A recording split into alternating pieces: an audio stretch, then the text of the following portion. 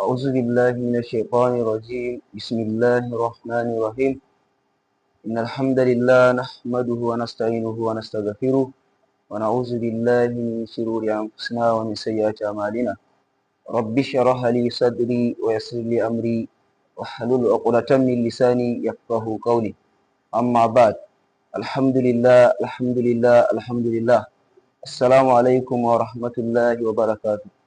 Da farko za mu fara daƙa godiyarmu ga Allah subhanahu wa ta'ala da ya azurta mu da wannan kaya domin ci gaba da kai saƙo na ilimi a wannan gari namu, garin Harba Sabuwa. Alhamdulillah, mun gode Allah da sauran jama'a da suka taimaka wajen ba da gudunmawa har aka samu wannan kayan karatu. Muna musu godiya, Allah ya saka musu da alkhairi, Allah ya ji kan iyayensu, Allah ya buɗa musu.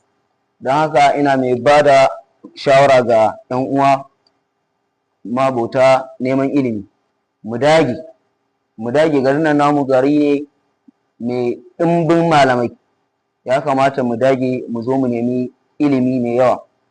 Ya kamata tunda har aka samu irin wannan abubuwan na ci gaba wanda za a yaɗa a waje, to na gida ma ya kamata ya zo ya zauna ya samu karatu, ba wanda yake waje ba. Mun samu ci gaba, ya kamata 'yan uwa mu dage dan Allah mu zo mu nemi ilimi. Don haka muna godiya da Allah subhanahu wata'ala da ya azurta mu da irin wannan kaya. Alhamdulillah, alhamdulillah.